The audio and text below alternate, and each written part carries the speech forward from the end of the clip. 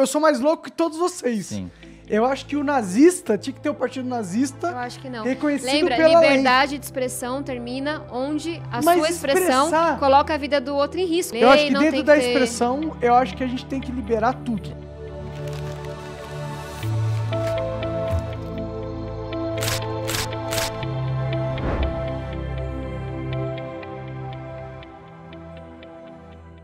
Bruno Ayub, mais conhecido como Monark, co-criador do Flow Podcast, sempre foi uma figura, no mínimo, polêmica nas redes sociais. Contudo, no dia 7/2/2022, ele expôs, mais uma vez, sua opinião sobre a liberdade de expressão, só que ele não contava com a repercussão que sua fala teria. Mas antes de falarmos sobre esse caso específico, vamos contar um pouco sobre o Monark e a criação do Flow Podcast.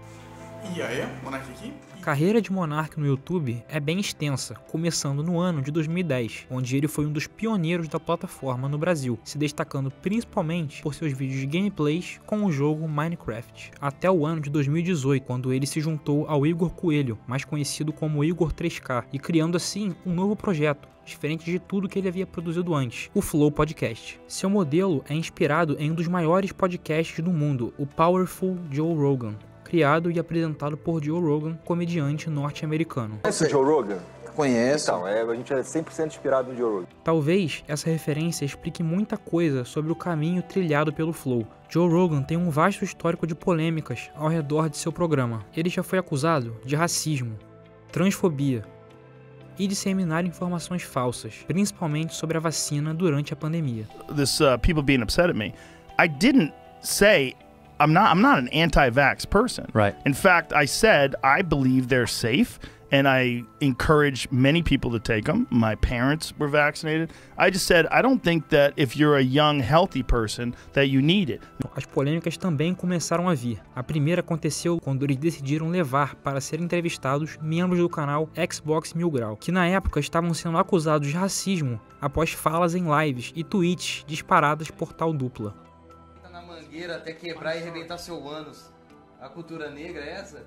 Então é bem bosta mesmo, hein? Esse ato foi muito repreendido pela internet. Quando a gente fala de liberdade de expressão e liberdade de imprensa, a gente não pode partir da limitação, né? A limitação não pode ser uma premissa. Mas, ao mesmo tempo, a liberdade de expressão, a liberdade de imprensa, ela está inserida em um rol de direitos ali, né? Que envolvem a honra, a intimidade, que são muitas vezes usados como forma de restringir injustificadamente, né? A liberdade de expressão, mas também deve ser entendida nesse sentido de proteção de outros direitos humanos, de direitos fundamentais. Liberdade de expressão é diferente de discurso de ódio, né? É uma diferenciação, acho que a gente tem que ter muito clara, né? Liberdade de expressão não pode ser usada para violar direitos humanos, não pode ser usada para fazer apologia ou praticar outros crimes. Já em outubro de 2021, o canal sofreu outro golpe muito duro, tendo seu patrocínio com o aplicativo iFood sendo retirado após um tweet do Monark, no qual ele questionava se ter opinião racista é crime. Logo, o apresentador foi às redes sociais reclamar de estarem cerceando sua liberdade de expressão, e durante um episódio do Flow, ele também reclamou do ocorrido. O iFood, que era nosso patrocinador aqui, ele nos deixou. O problema foi alguns comentários que eu fiz na internet em defesa da liberdade de expressão, entendeu? E eu acho que isso é importante. É importante deixar o diálogo aberto com a sociedade. A gente não pode punir pessoas, tipo, severamente, acabar com a vida das pessoas, porque elas possam ter uma opinião que possa ser considerada politicamente incorreta. Não é opinião mais. Não é opinião. É crime. Se você está indo contra uma coisa que foi estudada, que foi explorada, que foi analisada, que tem históricos, né, dos povos perseguidos, sofridos ao longo de toda a história. A sociedade evoluiu, chegou à conclusão de que isso é crime. Você não está dando uma opinião pura e simplesmente. Você está botando em risco a vida de pessoas. Então, é crime, não é opinião. Ele está fazendo uma apologia abertamente. Embora tente disfarçar como opinião, mas ele está fazendo uma apologia. Já está lá taxado que é crime, não tem como você contra-argumentar, não é só a minha opinião, não é só opinião, é defesa do que é injusto, do que é criminoso, do que pode botar um grupo da sociedade em risco. Então ele confunde essa liberdade ilimitada, não é dando sua opinião, ele está fazendo apologia abertamente ao que é crime. Mas o golpe mais duro para Monark ainda estava por vir. ver. Já era comum para ele dar opiniões fortes sobre como a liberdade de expressão deveria ser. No dia 7 de fevereiro de 2022, o Flow foi ao ar com seu episódio número 545. Na mesa estavam os deputados federais Tabata Amaral e Kim Kataguiri, e os dois apresentadores, Igor 3K e Monark. Durante o debate, o apresentador disse: Eu sou mais louco que todos vocês. Sim. Eu acho que o nazista tinha que ter o partido nazista Eu acho que não. reconhecido Lembra, pela liberdade. A repercussão negativa ocorreu muito rápido. Muitos participantes de episódios antigos do Flow pediram a retirada de suas entrevistas do ar, e muitas empresas que patrocinavam o Flow emitiram notas de repúdio e decidiram cancelar seus contratos de patrocínio. No dia seguinte, Monark postou um vídeo em suas redes sociais pessoais, pedindo desculpa e colocando a culpa na bebida. Tá rolando um trecho de uma fala minha no Flow Podcast com a Tabata e com o Kim, que o pessoal tirou de contexto e tá circulando aí nas mídias sociais como se eu estivesse defendendo o nazismo, né?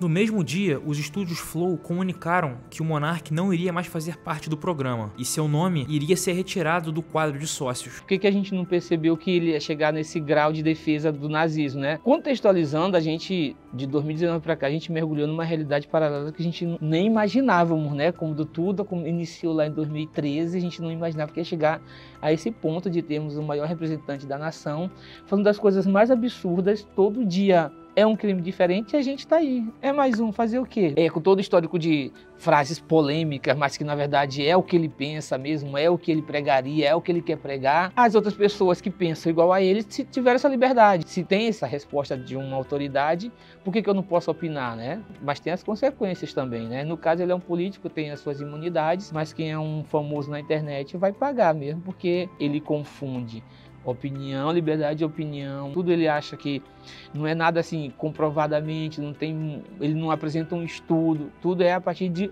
eu acho, eu penso assim, mas só que ele não é feito sozinho, tem uma sociedade.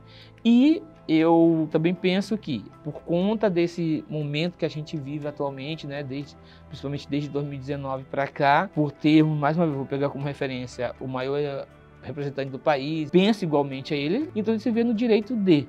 Então, eu acho assim, que ele confunde opinião, liberdade de opinião, discutir questões, como eu já falei, que na verdade não são assuntos tabus. Racismo, né? Homofobia, defesa do nazismo, que é proibido, né? Já está lá taxado que é crime, não tem como você contra-argumentar, não é só a minha opinião, não é só opinião, é defesa do que é injusto, do que é criminoso, do que pode botar um grupo da sociedade em risco. Mas como esse tipo de discurso pode colocar pessoas em risco? E o que é liberdade de expressão? Qual a sua história? É isso que vamos discutir nos próximos episódios.